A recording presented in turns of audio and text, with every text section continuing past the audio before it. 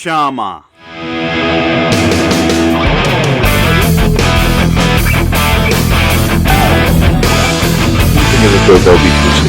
Let me take you in the shed.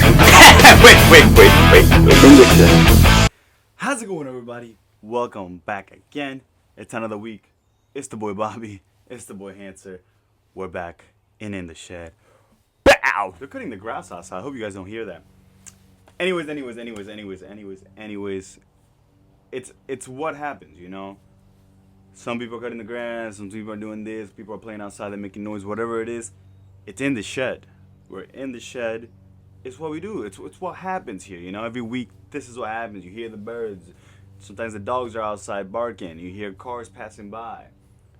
We're outside. We're out in the shed. It's all part of the environment, guys. Also, y'all can feel like y'all are here chilling with me and the boy Bob. Right, Bob? Give me some. So me and the boy Bob are back. I bring you guys a special one this week. We are going to talk about UFC 320.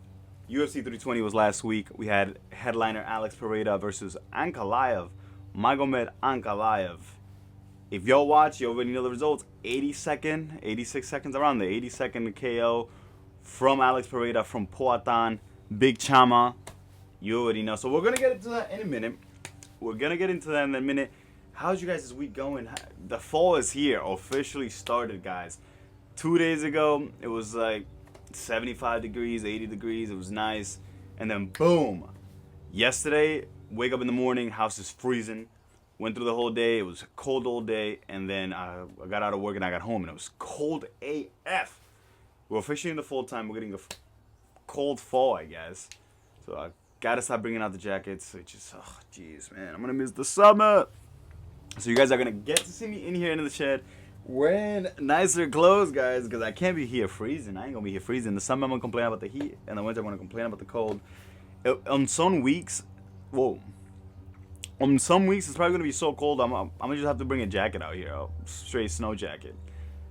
Oh, boy. But that'll be nice. I hope you're having a good week. I hope you're looking at all the positive things that God is putting in front of you on your daily life, on your weekly life. Take a second out of your day, whether that be daily or at the end of the week. Put your phone away. No music, no YouTube playing in the background, no movie, no relaxing show in the background, you know. Make the day go by faster. You know, we wash dishes, we take showers, play music, we watch dishes, play music, or watch a YouTube video while we're doing that. Listen to music while taking a shower. We're putting our clothes away from laundry. We got something playing in the background, maybe a movie on the TV, maybe something on the phone. Whatever it is, it's just distracting the mind, you know? We're just distracting the mind. You're not really giving yourself time to sit back and think, you know? And I've noticed that in my daily routines where, like, let's go back to when I didn't have the phone. So when I didn't have the phone, I noticed all the things that I did. There's a bug in here, guys. Damn it. Get him, Bob. I would notice a lot of things that I would do that I would, how do I put it? That I would put something in the background, play a video, play music, just like I'm saying. And I noticed, like, wow, a lot of things I do daily, regular things, quick things, like, I'm always like absorbing media while I'm doing it. I got a scratch under my thigh. I'm always like absorbing media while I'm doing it. So I'm like, when am I giving my brain a rest so it could think, it could make my own thoughts instead of YouTube video in the background shaping my thoughts. Where it's like, oh, be this way, be that way. It's a better way. And I'm like, oh, you're right.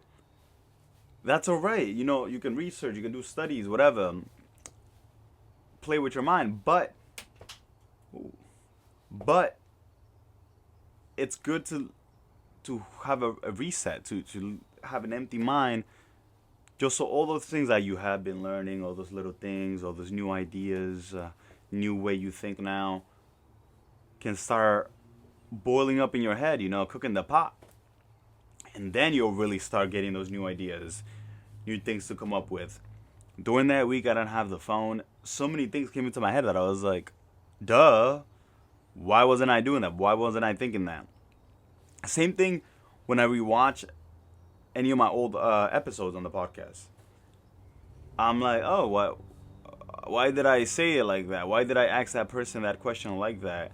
And then I'm like, next time I'll do better. Next time I'm gonna just say it like this. I'm gonna word it differently.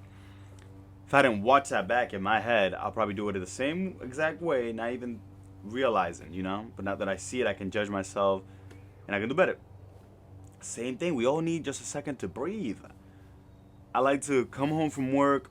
I'll sit outside for a little bit, listen to the birds outside, the leaves, and just relax.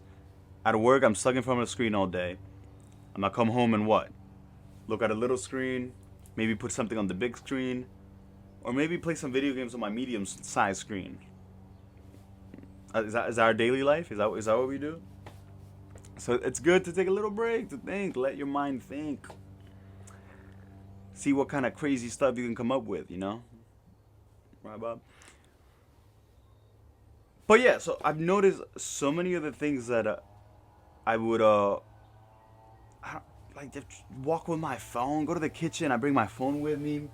A lot of times it'll be like, ooh, in case somebody calls me or texts me. But when I have the phone next to me the whole day, ain't nobody calling or texting me. So what's the point? So start there. Leaving the phone in the room and not looking at, not touching it. Start there. Anyways. Do you guys heat up your car in the morning before you get going? Let me know in the comments. How many of you, whether you got the push to start, not the push to start, yeah, the push to start. I guess the push to start is the button, but you know the auto start, the remote start. That's what I meant to say. You got the remote start, or maybe you do the good old trick where you go inside the car and turn it on yourself and then go back in and get ready for work. Whatever you do. Do y'all heat up y'all cars in the morning? I do. If I get time in the morning, if I'm not running late, of course I do. Some days I don't. Some days I get to my car, I'll give it a minute or two, and then I'll get going. I like 5 minutes. I feel like it's good, more than enough. 5 minutes. If you do more than 5 minutes, fine. But I feel like minimum 5 minutes more than enough. My car is 2016. They say like, oh, the newer cars, you don't really need to. So my car is 2016. I've had way older cars, and I've always done it. So with this one, I'm like, 2 minutes is fine. So I'll go out, turn it on, 2 minutes. Then when I finish getting ready, I'll go. Today's the coldest day so far. Today was freezing in the morning. I go in my car. I'm already a little late for work. I didn't even leave right away because the windshield was frozen. So I was like, well, obviously, I gotta let this defreeze a little bit. So I let it defreeze a little bit to the point where I could see. It was way more than 2 minutes. But it was really cold. So the car wasn't really heating up like that. Like the meter barely moved. So my windshield gets defrosted. It's not frozen anymore. I could see. So I'm like, let me get going. So I back out of my driveway. And my car starts vibrating a little bit. And I'm like, oh, that's not good. And I hate car trouble, man. That stresses me out. I hate car trouble. So I'm like, oh, great, man. That's not good. The check engine light goes on and starts blinking, which usually means that maybe a misfire going on, and usually that's what happens. So I'm like, oh, come on, bro. So I made it to work, shut the car off, and I'm like, oh, hopefully later I come, and maybe it's feeling a little better. Maybe it gets its strength back while I put it away, you know what I'm saying? So during my lunch break, I didn't even eat anything. I went in my car and I just turned it on, left it on for 30 minutes. I just chilled there. And the vibration went away. The check engine light did not go away. The vibration went away. So, car trouble, man. So I'm gonna see if the check engine light goes away. If it's not away by the end of the weekend, then on Monday I'll take it to the mechanic. I'm gonna try to see if maybe I can get a shrink pad the car. But yeah, car trouble, man. I hate car trouble. Nothing stresses me more than car trouble, man. Anything. Could be tire pressure, could be this, could be that. Because the tire pressure goes low. You're like, okay, and go put some air. Go put some air. Day later, tire pressure low again. Same wheel, same tire, whatever. Put some air. Happens like a day after. Now that tells you there's a hole in the tire. Take your car to the mechanic. Mechanic goes, yo, yeah, this wrong. You know there's this other thing wrong. You want to fix that right now? Yup. All right, we'll fix that right now. That'll be $450. You're like my boy. What the? So yeah, so I really despise. Despise? Despise? No, not despise. Despise. Despise. So yeah, so I really dislike car trouble. It's one of the worst things. But let's get into UFC 320. That was that the best card of the year? It might have been the best card of the year so far. I think so. A lot of finishes, a lot of great fights. So let's get to it. Let's actually start with the main card. Amazing fights. If y'all want to see what happened in the prelims, I'll put it right up here so y'all can see who won, who lost. But let's get into the main card. I'm telling y'all, man, I think this is the best card of the year so far. UFC 300 was last year, right? Yeah, 100%. That was last year. Wait, that was UFC 320. Yeah, 20 events ago. So yeah, best event of the year. When did Magomed defeat Alex? Was it earlier this year or last year? It was a bunch of months. They were all for a bunch of time. But on the first fight of the main card, we have Abus Magomedov versus Joe Pyfer. This fight was good. I was looking for Abus to beat Joe Pyfer. Joe Pyfer is insufferable, man. On the mic, he's always saying something. Always sounds miserable. Always complaining about something. So I low-key wanted Abus to beat him up. Abus is a one-round fighter. Throws everything he got in the first round, and then when the second round comes, he's tired. So he threw everything he had in the first round to Joe Pyfer. Won that first round easily. The second round, though, Pyfer turns it up on him. I don't know if his corner told them. Maybe he already knew that Abus was slowing down, or maybe they prepared for this. Maybe they already knew this is what this guy does. So second round comes in, and Joe Pyfer put it on him, put him on the floor, and then he submitted him on the second round. So shout out Joe Pyfer. Good on him. No parts here, guys. Hydration break.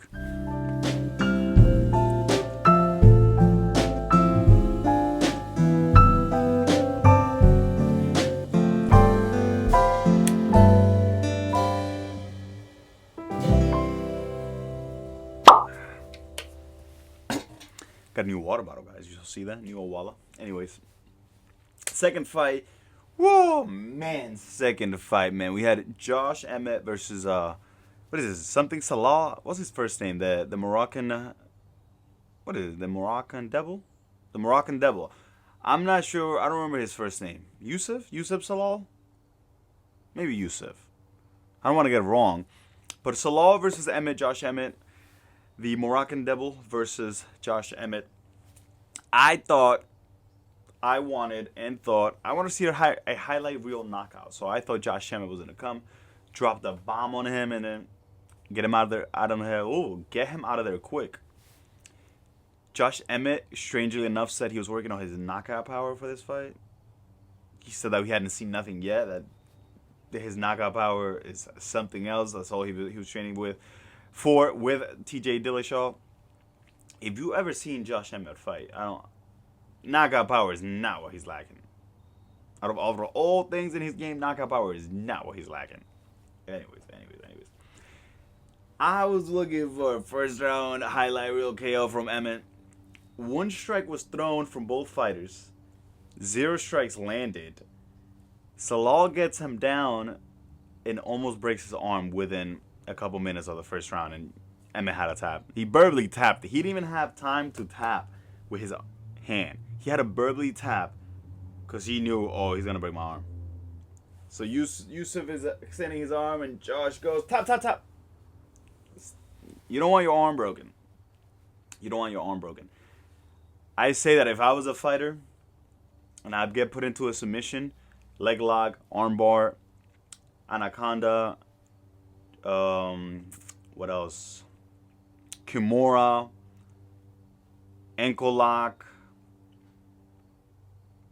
you name it. If I get in any of those, I'm not going to let you break my leg. If you're extending my arm in a Kimura, extending it, I'm going to tap before you break it. If you're extending my arm in an armbar, I'm going to tap before you break it. But if you put me in a choke, triangle choke, rear naked choke, guillotine, head and arm choke, Van Flute choke, you name it, name any choke. If I'm not at risk of anything breaking or fracturing, put me to sleep. Give me a nap. I've seen too many fighters have like 2-3 seconds on the clock.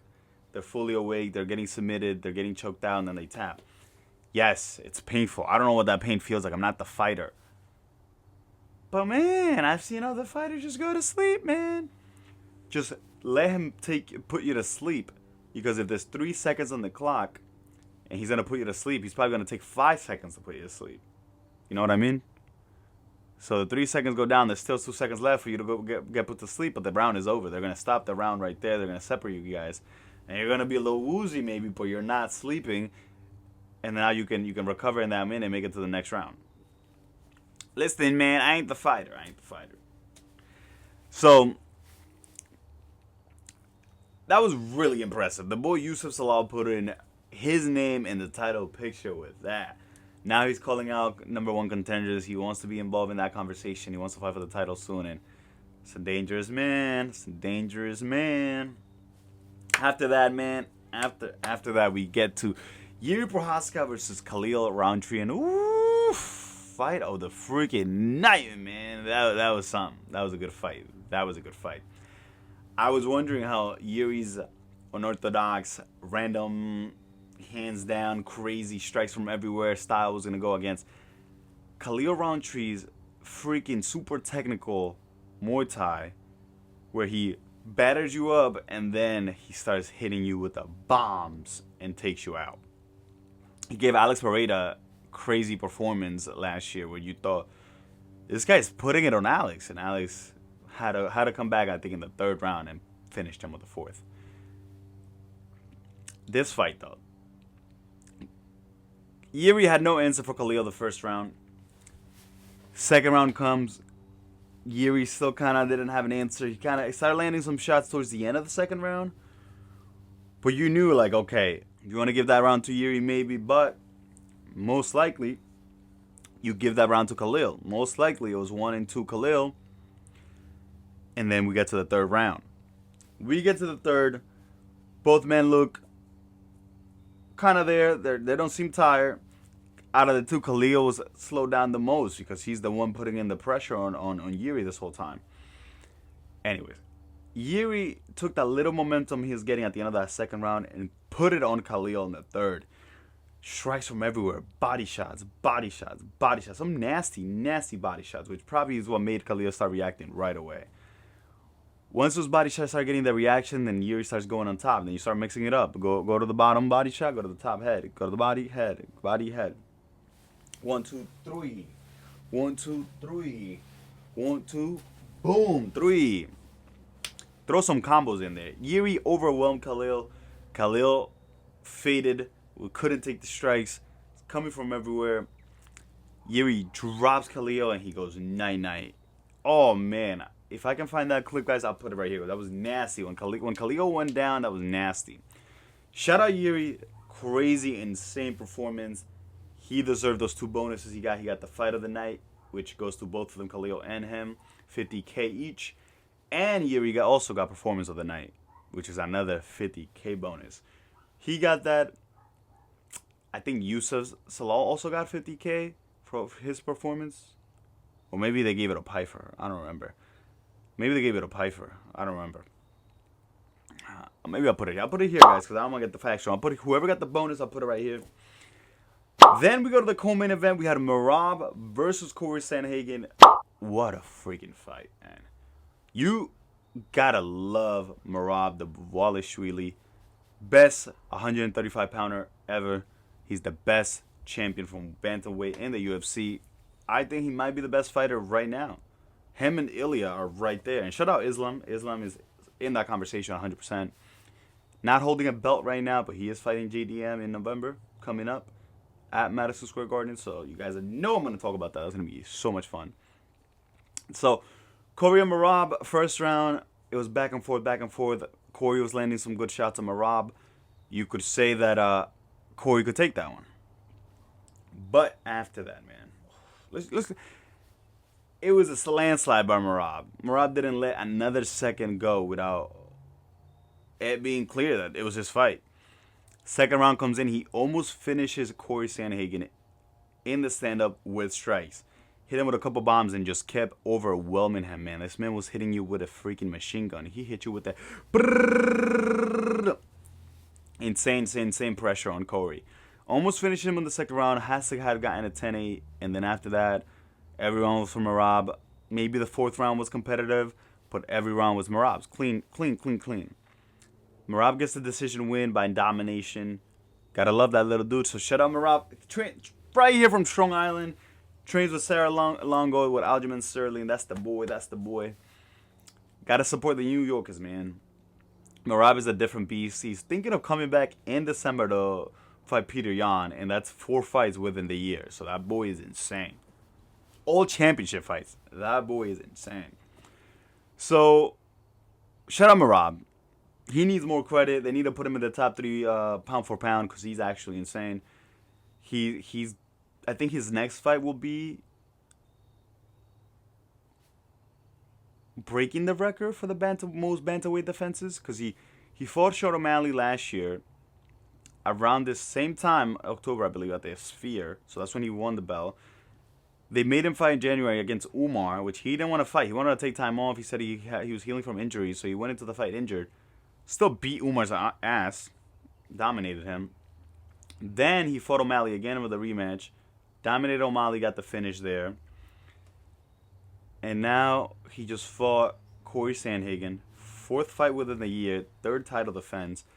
On tie with everyone else that had 3 title defenses, which was Dominic Cruz and Aljamain Sterling. So all 3 are tied for most title defenses in bantamweight.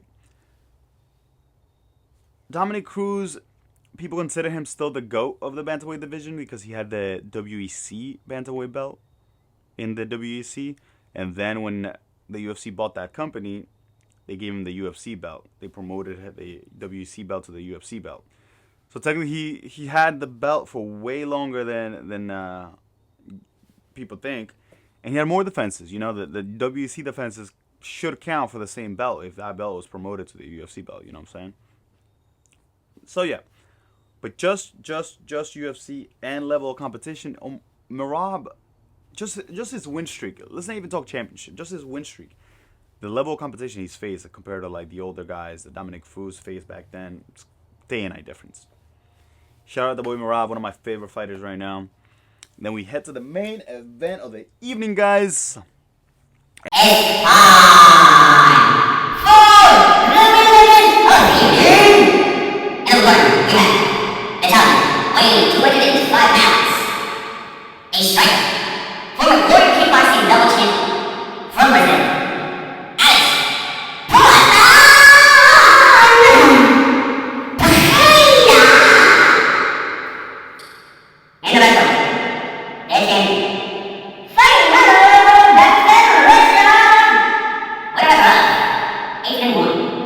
I don't know if his record's 18-1 in Kalive, something like that, but I know he had one loss before.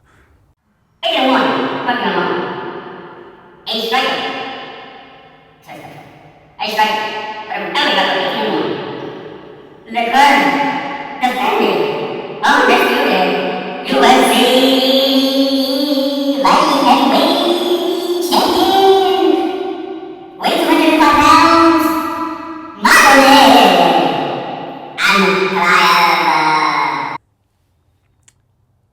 Main event. So Magomed Ankalaev versus Alex Pereira, champion Magomed Ankalaev. He beat Alex. How long? Like it's 6 months ago, around there, a couple months ago.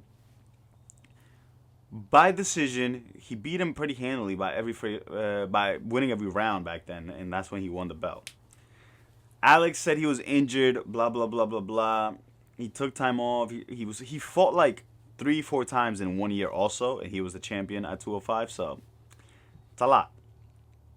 takes some time off, finally comes back. There's a lot of drama in this fight. It was a lot of back and forth. Ankalaev was on Twitter every single day during his title reign, just talking and talking and talking. They didn't defend the title once. Probably just wanted to fight Alex, just wanted to fight Alex. So, never defended the title once. Waited for Alex. He kept telling Alex he was ducking, that he wasn't signing the contract, that he was ready to fight. Where's Alex? Where's Alex? Alex, now when the fight was happening, was the first time he was talking. He said a couple things there, talking shit about the manager and Ankalaev. Some beef with the UFC also, but they fixed that. Alex said during the media run for this fight, in the last two weeks before the fight, he said that he had let the UFC know when he lost the belt that he wanted to fight around September or October. So he said, listen, I'm not ducking nobody. I'm fighting on my own timing. So Alex basically said, listen, if you wanted to fight someone else, whatever. All I knew is I was in a fight for the belt at this time, no matter what. So basically trying to say, even the champion has to work on my schedule. That's basically what he has to say. So whatever. A lot of back and forth. Alex said that Ankalaev's manager logs into Ankalaev's Twitter account, and he's the one that does all the trash talking. He thinks it's a game. He thinks it's comedy. He thinks it's humor. Alex finds that extremely disrespectful, especially to Ankalaev, because Ankalaev is the fighter. He's the one that has to step in the cage and risk injuries, risk his life. He's the one that has to perform and gets judged afterwards. And you would think, oh, he's talking all that crap, and then look at him. Whatever. We get to the fight. Intense stare down. It was so intense. Alex and Magomed even had altercations in the hotel rooms at the UFC because Alex said, oh, I pulled up and I heard that Magomed Ankalaev ran away. He went into hiding. So Magomed came out and said, what is this guy talking about? So he found him at the hotel room, pressed him up. These motherfuckers were arguing through Google Translate, guys. These guys were arguing through Google Translate. Who has the patience? Who has the patience to be like, oh yeah? Yeah? Give me 1 second. Yeah, you ain't ready for this.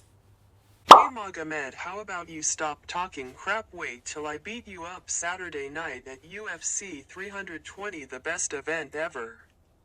Yeah, boy. And then Ankalaev's like... Ankalaev hits him with the yeah? I will end you, no Chama. Then Alex is like, oh yeah? Chama. Yeah. Chama! Who the hell has the patience for that? Anyways. So, Saturday night comes in. Intense introduction. Stare down like I try replicating. Bruce Buffer. Shut up, Bruce Buffer. So, fight starts. Alex rushes across the cage, man. Gets on Ankalaev's face, which is crazy. If you guys go back to the first fight, rounds probably like 3, 4, and 5 when the round was starting, it was like Ankalaev running into Alex every time, and Alex right away he's backing away. It was the opposite. It was Alex running up to Ankalaev, right away started chopping out the legs. Boom, leg kick. Boom, leg kick. Boom. Hit him so hard with the leg kicks, was cornering him on the cage. Ankalaev can't do nothing because he's getting pressure. He's trying to circle his way out so he can get some space. Eating leg kicks to the point where he had to go from southpaw to orthodox. I don't even know if I got my stances right there, but I had to switch to orthodox. And if every reaction you've seen from UFC fighters watching this fight, they're like, why he going to orthodox?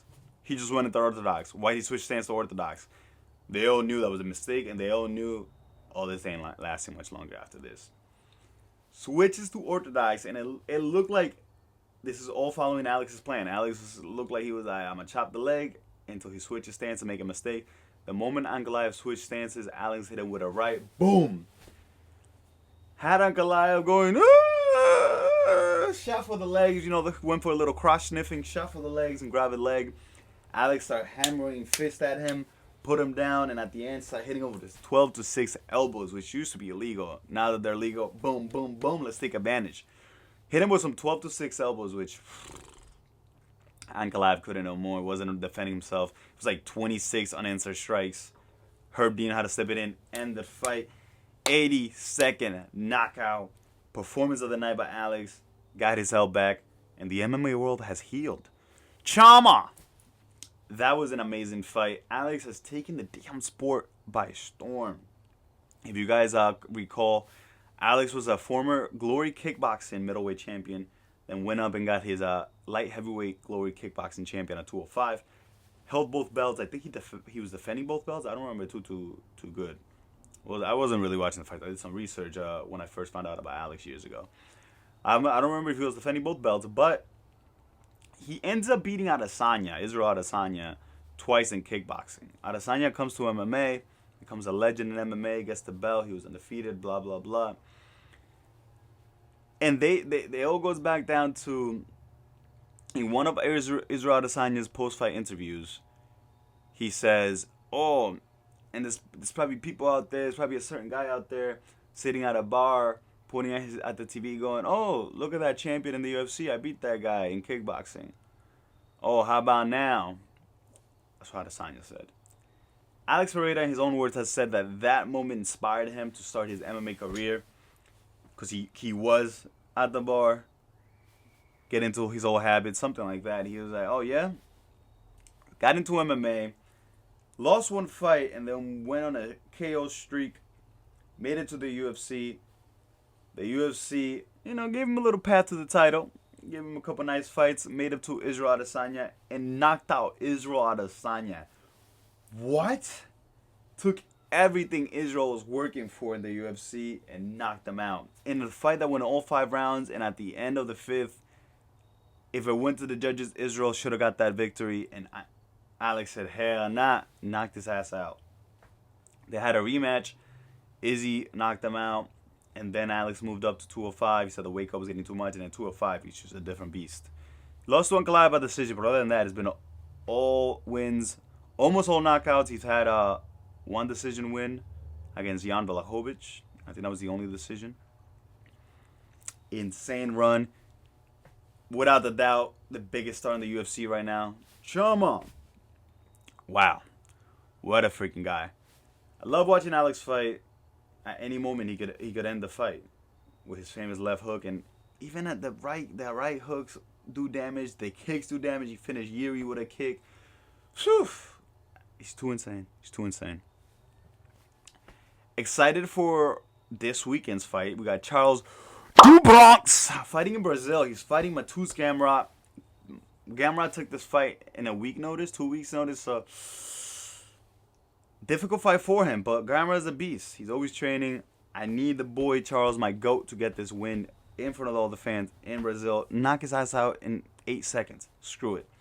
2 seconds. I get the fastest knockout. Screw it.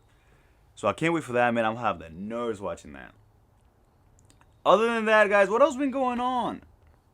UFC's exciting again, man. That card was fire. Hopefully this card delivers, and I can't wait for the November card. That's going to be fire also. I hope you enjoy this fall, guys. Don't get sick. Stay away from the cold. Make sure you bundle up when you're out there. It's going to be Thanksgiving soon, guys. Make sure you're giving your thanks and you're grateful every single day to the people around you, to the Lord, all God, Almighty Father, Jesus Christ. Make sure you're always being grateful, guys, because we have so many blessings around us that we tend to ignore because we get used to things, you know? If I don't have breakfast every day, and I wake up tomorrow with a crazy plate of breakfast that my lady cooked me up, I'm going to be like, oh my God, thank you so much. I'm so grateful for this. But what happens to us is when that happens every day, you know, then tomorrow comes, we get that, and the day after, ooh, another breakfast, the day after, ooh, another breakfast, and by the 6th day, it's just a routine. It's just the normal. We don't get excited for the normal anymore. Why don't we get excited for the normal? Waking up tomorrow, I've woken up every single day of my life. Waking up tomorrow, it's going to be normal. But it's a blessing because I'm waking up. So take a look at all these normal things around you and ask yourself, are you really appreciating it or them? Are you really being grateful for them? Are you taking that one little second out of your day to appreciate that thing? Do it. Do it. Do it right now. Look around. What is it that we're grateful for? Oh. Ooh, you guys hear that? You got music outside? What are you grateful for? I'm grateful for you guys. I'm grateful for InTheShed. I'm grateful for Bob. I'm grateful I get to come here every week and talk to you guys. Sit down and put my mind out there. Throw some thoughts at you guys and see what you guys got to say back. But I'll leave you guys on that one. Have a good rest of your week. It's been InTheShed, the boy Hancer, the boy Bobby. Chama! InTheShed.